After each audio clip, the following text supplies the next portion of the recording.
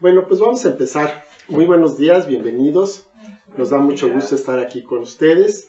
Les recuerdo a los que nos están viendo por Zoom o en video que ya estamos en presencial, entonces son bienvenidos. Estamos aquí, empezamos desde las 9:30, pero bueno, pues estamos aquí transmitiendo a partir de las 10. Y vamos a ver lo que el Señor tiene para nosotros en esta mañana. El otro día me preguntaban acerca de la cruz. Entonces, bueno, pues yo creo que es un buen momento para que podamos profundizar un poquito acerca de esto, de qué es lo que significa la cruz. Bueno, primero tenemos que ver cuál es el origen de la cruz. La cruz es un instrumento de tortura que lo inventaron, se supone que los persas, y después a lo largo del tiempo pues llegó hasta los romanos. Y para los romanos era el instrumento favorito, lo usaban, ellos llegaban, como gran potencia que eran, a dominar y para inspirar miedo, para inspirar terror en los lugares a donde llegaban a conquistar, pues utilizaban esta cruz para crucificar precisamente a los de ahí, a los lugareños, y entonces pues viendo esto nadie se atrevía a levantarse en contra de ellos. Era un instrumento muy, muy terrible. Nuestro Señor Jesucristo murió, sin embargo, crucificado. Entonces, al morir en esa cruz, bueno, pues ese recuerdo terrible, ese recuerdo que daba miedo entre las personas, entre los habitantes de un lugar, pues llegó a posicionarse de una manera que no estaba programada, por decirlo de una manera. Nunca se pensó, hasta ese momento, en que la cruz fuera a significar otra cosa más que horror, más que miedo.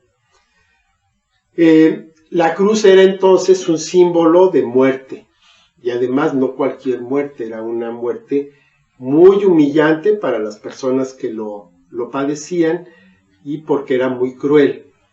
Exponían a esa persona además desnuda, entonces era una forma muy triste de morir.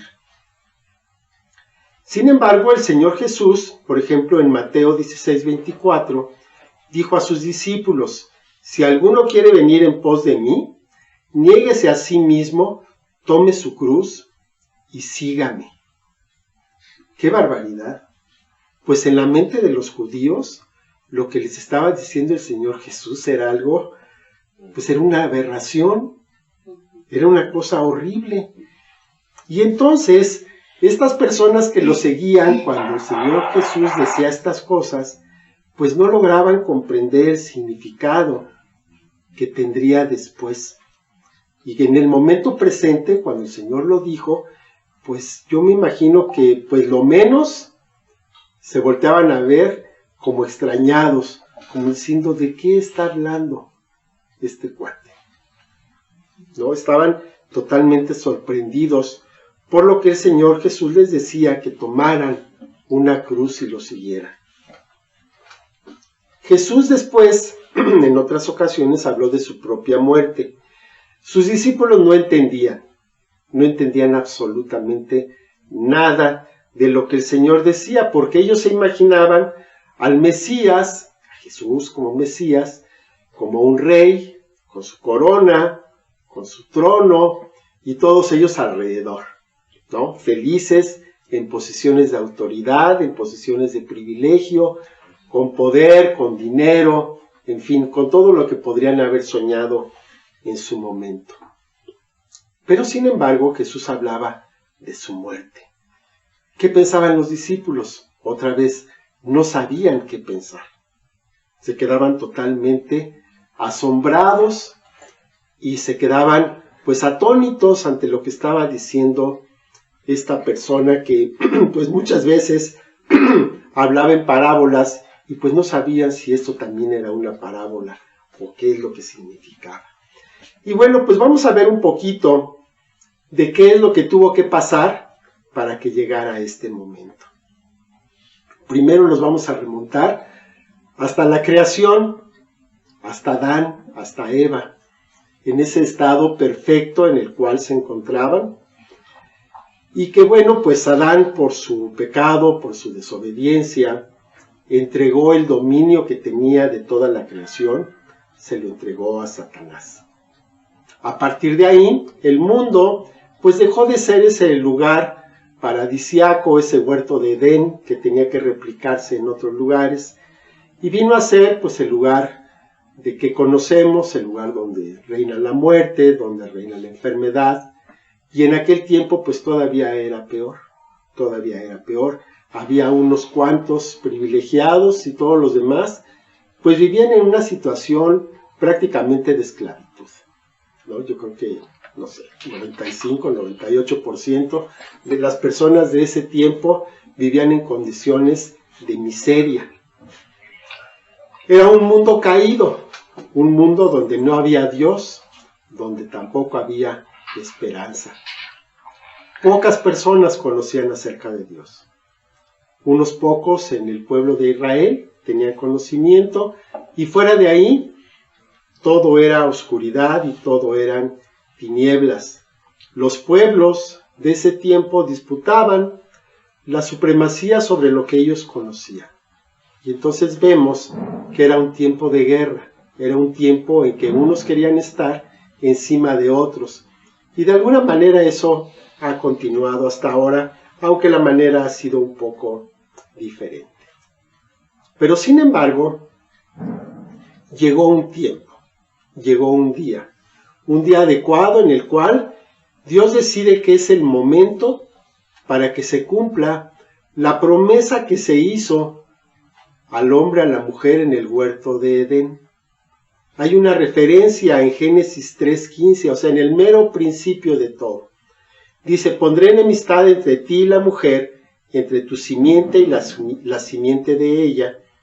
Esta te herirá en la cabeza y tú le herirás en el calcañar. Está hablando a la serpiente, está hablando al enemigo de nuestras almas.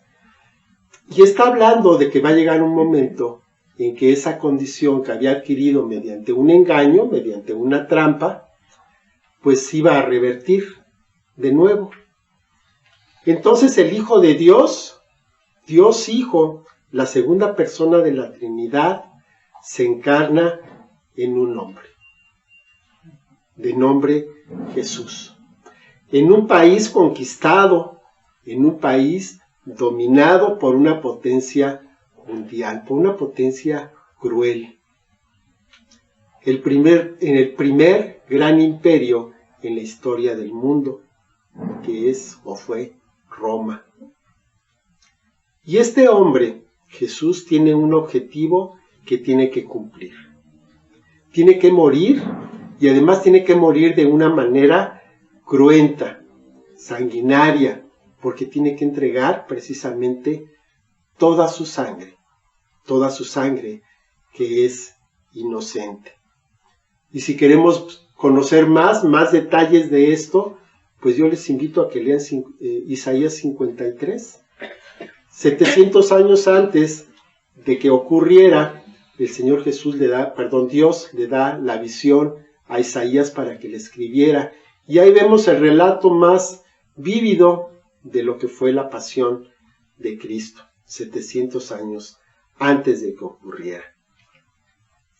Bueno, pues una vez que se cumple este propósito, que el Señor Jesús muere, entrega su vida, entrega toda su sangre, entonces en ese momento se abre la posibilidad de que todos los seres humanos podamos restablecer la comunión con Dios, como fue en un principio, como fue con Adán, como fue con Eva, como era el propósito original de Dios. La historia del mundo entonces se divide en dos partes, y con razón, antes de Cristo y después de Cristo.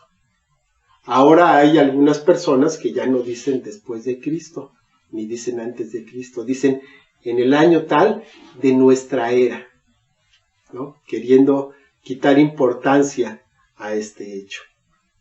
Y la historia de cada uno de nosotros también se divide en dos partes, antes de Cristo y después de Cristo. Dice Romanos 5, 6 al 8, porque Cristo, cuando aún éramos débiles, a su tiempo murió por los impíos. Ciertamente, apenas morirá alguno por un justo. Con todo, pudiera ser que alguno osara morir por el bueno. Mas Dios muestra su amor para con nosotros en que siendo aún pecadores, Cristo murió por nosotros. Cuando estábamos en esa condición de pecado, cuando estábamos perdidos, cuando no teníamos esperanza, cuando hacíamos lo que se nos daba la gana y todas las cosas nos salían mal, Dios se manifiesta a nuestra vida. Y esto pasa en lo individual. Dios se manifiesta a la vida de las personas que necesitan un cambio, de las personas que anhelan tener una vida diferente. Pero volvamos con Israel. Israel era el pueblo conocido, el pueblo escogido de Dios, el pueblo que conocía a Dios. Y ellos tenían un templo, y en ese templo había un atrio, había un lugar santo y había un lugar santísimo. Y entre el lugar santo y el santísimo había un velo, que más bien era una cortina, para poder separar el lugar santísimo. El lugar santísimo estaba aislado, porque ahí se encontraba el propiciatorio, se encontraba el arca de la alianza y se encontraba el propiciatorio, donde Dios se manifestaba en toda su gloria. Ahí es donde se entregaba la sangre de la ofrenda para que el pecado pudiera ser perdonado. Cuando el Señor Jesús muere, se rasga este templo. Y dice la palabra, de arriba hacia abajo. Quiere decir, simbolizando que la presencia de Dios ya no está separada de las personas, sino que la presencia de Dios ahora está abierta para todos nosotros. Una vez más, dice la palabra del Señor en Romanos 3, del 23 al 25, por cuanto todos pecaron y están destituidos de la gloria de Dios, siendo justificados gratuitamente por su gracia, mediante la redención que es en Cristo Jesús, a quien Dios puso como propiciación por medio de la fe en su sangre, para manifestar su justicia, a causa de haber pasado por alto en su paciencia los pecados pasados. Entonces el Padre paga con la sangre de su Hijo Santo el precio del pecado. El precio del pecado es la muerte. Y el Señor paga ese precio para que entonces podamos nosotros ser redimidos, podamos ser salvados de esa muerte y podamos estar el día de hoy aquí delante de su presencia. El castigo que merecían todos nuestros pecados fue pagado por Jesús en el proceso de su muerte. Quiere decir que no nada más fue olvidar, no nada más fue un acto en el cual, pues todo lo pasado, bueno, pues ya lo borramos y no pasó aquí nada. No, se pagó por ese pecado. Se pagó con toda justicia por ese pecado. Y esa muerte que merecían nuestros pecados fue pagada con la sangre inocente del Señor Jesús. Nosotros entonces somos objetos de la gracia de Dios, de su gracia en lugar del castigo que merecíamos. ¿Y esto por qué? Porque el Señor Jesús tomó en su cuerpo lo que nosotros merecíamos. Esa muerte, ese castigo que merecían nuestros pecados, fue pagado con la sangre de Jesús. Nos podemos también dar una vueltecita ahí por el Antiguo Testamento, en Éxodo, en Levítico, en Deuteronomio, está la ley y ahí se habla de cuál era el pago que se tenía que dar por las faltas que tenía el pueblo de Israel, que podemos generalizar para todos. Y en muchos casos, la paga era muerte. Entonces, pues ahorita estoy recordando un caso específico, que es muy tremendo, y que dice que si un muchacho se portaba mal con sus papás, si era era borracho y no hacía caso de lo que decían sus padres, entonces lo denunciaban, lo sacaban del pueblo y entre todos lo mataban. Y de esa manera, pues los muchachos andaban, pero derechitos, derechitos. Romanos 6:23 dice, porque la paga del pecado es muerte, mas la dádiva de Dios es vida eterna en Cristo Jesús, Señor nuestro. Entonces, nosotros hemos sido redimidos.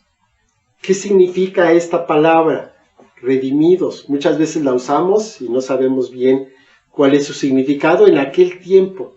En aquel tiempo, redimir era comprar un esclavo para dejarlo libre. Ese era redimir a una persona, esa era la redención. Nosotros hemos sido también redimidos, porque hemos sido comprados por sangre, por un alto precio. ¿Para qué? Para darnos libertad.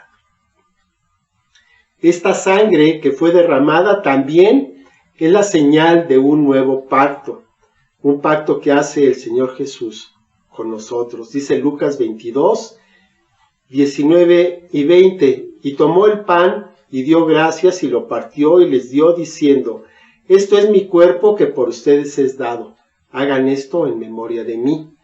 De igual manera, después que hubo cenado, tomó la copa diciendo, esta copa es el nuevo pacto en mi sangre que por ustedes se derrama. Entonces en la sangre de Jesús se hizo un nuevo pacto. Un nuevo pacto porque el anterior ha dejado de tener validez. Si hay algo nuevo, entonces lo anterior pues ya no tiene validez. En la fiesta de la Pascua, que se celebraba con los judíos y que ahora nada más se recuerda, el ángel de la muerte pasó entre el pueblo, donde estaba el pueblo de Israel, pero donde miraba la sangre que se había puesto en los dinteles de la puerta de esa casa, el ángel de la muerte no entraba. Pero donde no estaba esa sangre, entraba y moría el primogénito de esa casa. De tal suerte que en Egipto, pues los primogénitos de todos los egipcios murieron, pero en la parte donde estaban los israelitas, ahí el ángel de la muerte pasó de largo. Y de hecho, eso significa Pascua, pasar. Entonces, la sangre de un cordero inocente, se derramó, se tomó para cubrir las puertas de las casas, y entonces la muerte no los tocó. La sangre del Cordero de Dios también fue derramada para que entonces la muerte no nos toque. Dices, oye, pero si nos seguimos muriendo, sí, muere nuestro cuerpo, pero nuestro espíritu vive para siempre. En el Antiguo Testamento entonces había un cordero inmolado, sacrificado en el día de la expiación. La muerte espiritual que se provoca por el pecado pasa de largo ahora, cuando mira la sangre del cordero sobre nuestras vidas, cuando ve el sello del Espíritu Santo en nuestras almas. Nosotros no lo podemos ver, pero en el mundo espiritual, si lo pudiéramos ver por un momento, veríamos que en la vida de cada uno de nosotros está puesto un sello del Espíritu Santo, que por supuesto lo ven los ángeles y por supuesto también lo ven los demonios. Entonces la restauración de la condición de unión que había entre Dios y el hombre, ahora la tenemos a un costo muy, pero muy alto, la sangre de Jesús. Entonces, vamos otra vez al inicio. ¿Qué es la cruz? ¿Qué significa la cruz? Si yo tengo la cruz como un amuleto, como la protección contra el mal, contra los vampiros, pues no sirve de gran cosa.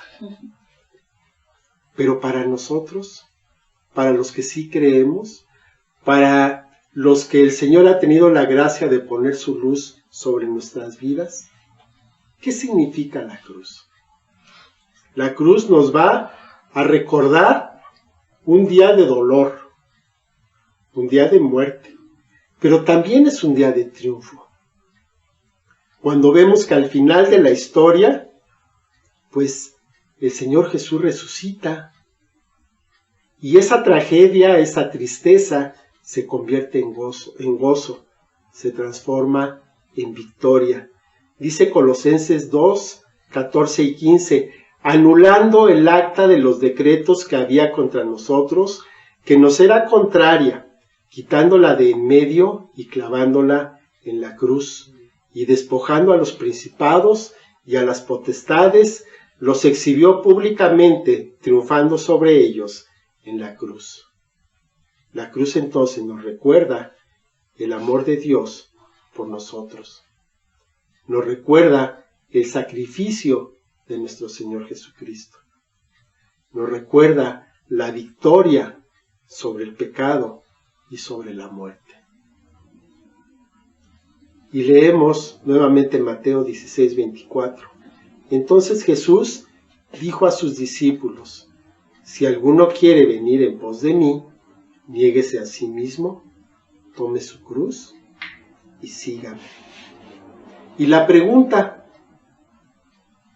¿deseamos ir en pos de Jesús? Si realmente lo queremos hacer, pues aquí está, es sencillito. No hay mucho que decir, está en un solo versículo, pero a la vez es muy complicado. Negarse a sí mismo, tomar la cruz y seguirlo. Y después de que cumpla esto, pues otra vez, negarse a sí mismo, tomar la cruz y seguirlo. ¿Qué es esto de negarse a sí mismo? Negarse a sí mismo es abandonar aquello que nos mueve en nuestro egoísmo, aquello que nos gusta hacer, a pesar de que con eso a lo mejor estamos lastimando a alguien más. Negarse a sí mismo es renunciar a nuestra propia comodidad y a nuestro propio beneficio en favor de la obra de Dios. Eso es negarse a uno mismo. Es menguar para que el Señor Jesús crezca en nuestras vidas. Nosotros disminuimos y el Señor Jesús aumenta. Y después tomar la cruz. ¿Para qué? ¿Para morir? Sí, para morir.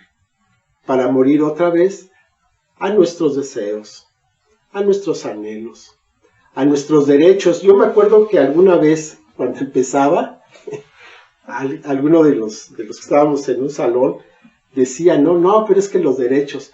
Y le dijo el maestro, dice, no, es que ¿sabes qué?